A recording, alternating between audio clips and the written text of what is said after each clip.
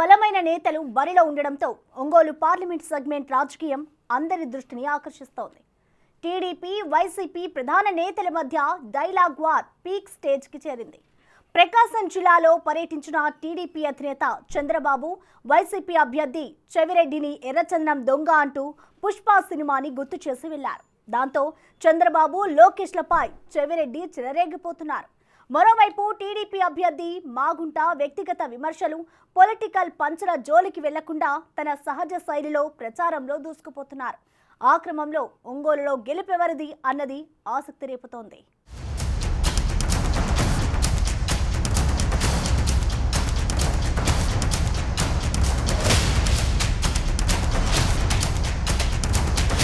ప్రకాశం జిల్లాలోని ఒంగోలు పార్లమెంటు స్థానం వైసీపీ, టీడీపీలకు ప్రెస్టేజ్గా మారింది. టీడీపీ, వైసీపీల నుంచి హేమీలు ఈసారి రంగంలోకి దిగడంతో ఒంగోలు రాజకీయం ఆసక్తికరంగా మారింది. వైసీపీ ఎంపీ అభ్యర్థిగా చిత్తూరు జిల్లాకు చెందిన చెవిరెడ్డి భాస్కర్ రెడ్డి, టీడీపీ నుంచి సిట్టింగ్ ఎంపీ మాగుంట శ్రీనివాసులు రెడ్డి అమీతుమీ తేల్చుకోవడానికి సిద్ధమయ్యారు. కాంగ్రెస్ కంచుకోటగా ఉంటూ వచ్చిన ఒంగోలు ఎంపీ స్థానంలో రాష్ట్ర విభజన అనంతరం వైసీపీ పాగా వేసింది.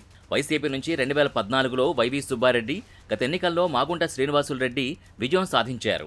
ఈసారి చంద్రగిరి ఎమ్మెల్యే చెవిరెడ్డి భాస్కర్ రెడ్డిని తీసుకొచ్చి హ్యాట్రిక్ కొట్టాలని చూస్తోంది అధికార పక్షం. మాగుంట, చెవిరెడ్డి బలమైన నేతలే అయినప్పటికీ చెవిరెడ్డి ప్రకాశం జిల్లాకు నాన్ లోకల్. అటు మాగుంట కుటుంబానికి ప్రకాశం జిల్లా రాజకీయాలతో 30 ఏళ్లకు పైగా అనుబంధం ఉంది. ఒంగోలు ఎంపీ అభ్యర్థిగా చెవిరెడ్డి చంద్రగిరి మార్కు పాలిటిక్స్ చూపిస్తున్నారు. సొంత టీంని జిల్లాలో దించిన వైసీపీ నేత ఎక్కడ ఏ అవసరం ఉందో తెలుసుకుంటున్నారు. పార్లమెంట్ సెగ్మెంట్లో పార్టీ శ్రేణులని ఆకట్టుకునే ప్రయత్నాలు మొదలుపెట్టారు.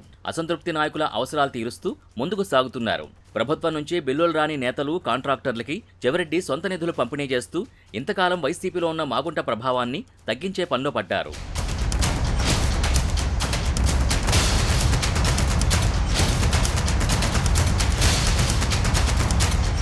ఒంగోలు పార్లమెంట్ సెగ్మెంట్తో మాగుంట కుటుంబానికి 3.5 దశాబ్దాల అనుబంధం ఉంది. 1991లో శ్రీనివాసులు రెడ్డి అన్న మాగుంట సుబ్బరామరెడ్డి ఒంగోలు ఎంపీగా కాంగ్రెస్ నుంచి గెలిచారు. తర్వాత శ్రీనివాసులు రెడ్డి వదిన పార్వతమ్మ కూడా అక్కడి నుంచే లోక్సభకు ప్రాతినిధ్యం వహించారు. ఇక ఆయన ఏకంగా 4 సార్లు ఒంగోలు ఎంపీగా గెలుపొందారు.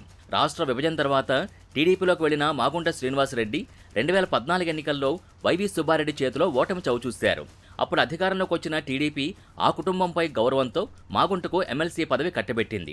ఒంగోలు లోక్సభ సెగ్మెంట్లో ప్రధాన పార్టీలు ఎక్కువగా రెడ్డి సామాజిక వర్గానికి, అది కూడా అన్ని రకాలుగా బలమైన అభ్యర్థులకే పెద్దపీట వేస్తుంటాయి. 2019 ఎన్నికల తర్వాత ఒంగోలు లోక్సభ సెగ్మెంట్ టీడీపీ ఇన్ఛార్జిగా ఎవరినీ నియమించకపోవడం, పార్టీలో ఆర్థికంగా దీటైన ప్రత్యామ్నాయ నేత కనిపించకపోవడంతో నిన్న మొన్నటి వరకు టీడీపీలో గందరగోళం కనిపించింది.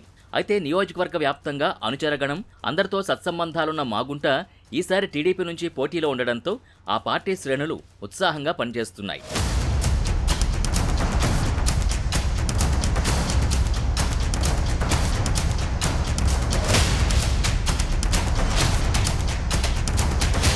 చెవిరెడ్డిని టీడీపీ నాన్ లోకల్ అంటూ కార్నర్ చేస్తోంది. ఎర్రచందనం స్మగ్లర్ అని విమర్శిస్తున్నారు.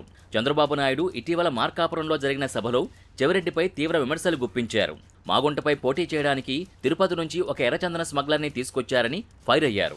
ఎర్రచందనం అమ్ముకుంటూ రౌడీజం చేస్తేనే చెవిరెడ్డికి డబ్బులొస్తాయని ఆరోపించారు. ఆ క్రమంలో పుష్ప సినిమాని గుర్తు చేస్తూ చెవిరెడ్డిని చెవిరెడ్డిని చేసేశారు. చిత్తూరు జిల్లాలో దోచుకున్నది చాలక ప్రకాశం జిల్లాకొచ్చారని, ప్రకాశం జిల్లాలో సముద్ర తీర ప్రాంతం, గ్రానైట్ ఖనిజ సంపదపై చెవిరెడ్డి కన్ను పడిందని తీవ్రస్థాయిలో ధ్వజమెత్తారు. చంద్రబాబు చేసిన వ్యాఖ్యలపై చెవిరెడ్డి అదే స్థాయిలో కౌంటర్ ఇచ్చారు. చంద్రగిరిని అన్ని విధాలా అభివృద్ధి చేస్తానని, ఒంగోలు పార్లమెంట్ పరిధిలోని నియోజకవర్గాల్ని అభివృద్ధి చేసి రూపురేఖలు మార్చడమే తన ధ్యేయమని, అందుకే చంద్రగిరిని వదిలి ఇక్కడికొచ్చాను తప్ప మరో కారణం లేదని చెవిరెడ్డి వివరణ ఇచ్చారు. చంద్రగిరిలో పుట్టిన చంద్రబాబు చంద్రగిరిలో పోటీ చేయకుండా కుప్పం ఎందుకు వెళ్లారు? చంద్రగిరిలో పుట్టిన లోకేష్ మంగళగిరికి ఎందుకు వెళ్లారని ప్రశ్నించారు. చంద్రగిరిలో పోటీ చేసి చంద్రబాబు ఓడిపోతే అదే చంద్రగిరిలో తాను 40,000 మెజార్టీతో గెలిచానని ఎద్దేవా చేశారు. ఆ క్రమంలో తనకు ఎలాంటి వ్యాపారాలు లేవంటున్న చెవిరెడ్డిపై సొంత పార్టీ నేతలే సెటైర్లు విసురుతున్నారు.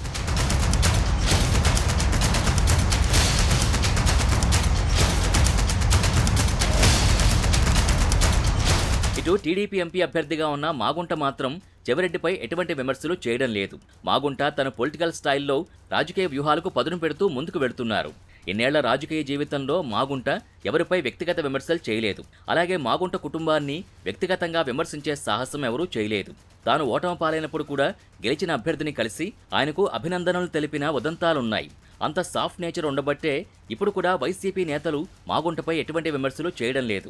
గతంలో మార్కాపురం వైసీపీ అభ్యర్థి అన్నా రాంబాబు గిద్దలూరు ఎమ్మెల్యేగా మాగుంటపై తీవ్ర విమర్శలు చేశారు. మాగుంట కుటుంబం ప్రకాశం జిల్లాకు ఏం చేసిందో చెప్పాలన్నారు. మాగుంట తన వ్యాపారాల కోసం పార్టీలు మారుతుంటారని విమర్శించారు. అలాంటి అన్నా రాంబాబుని మార్కాపురంలో ఓడించాలని మాగుంట పట్టుదలగా ఉన్నారు.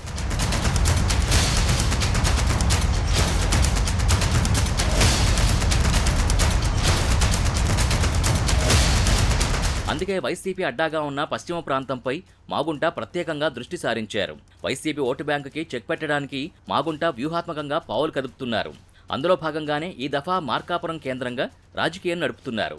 2 ప్రధాన పార్టీల అభ్యర్థులు మార్కాపురం నియోజకవర్గం నుంచే కార్యకలాపాలు నిర్వహిస్తున్నారు. ఇటు మాగుంట మార్కాపురంలో ఆఫీస్ తీసుకుంటే, చెవిరెడ్డి పొదిల్లు అని ఒక కాలేజీలో తన శిబిరం ఏర్పాటు చేసుకున్నారు.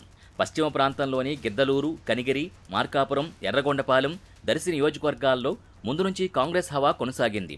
తర్వాత ఆ సెగ్మెంట్లు వైసీపీకి అండగా నిలిచాయి. ఈ నియోజకవర్గాల్లో రెడ్డి సామాజిక వర్గం ఓట్లెక్కువ. అక్కడ ఓటు బ్యాంక్ ఎవరికి డైవర్ట్ అయితే ఆ పార్టీ అభ్యర్థి ఎంపీ అవుతారంటారు. అందుకే మాగుంట, చెవిరెడ్డిలు మార్కాపురం సెంటర్గా రాజకీయాలు చేస్తున్నారు. మరి ఈసారి ఎవరు సక్సెస్ అవుతారో చూడాలి.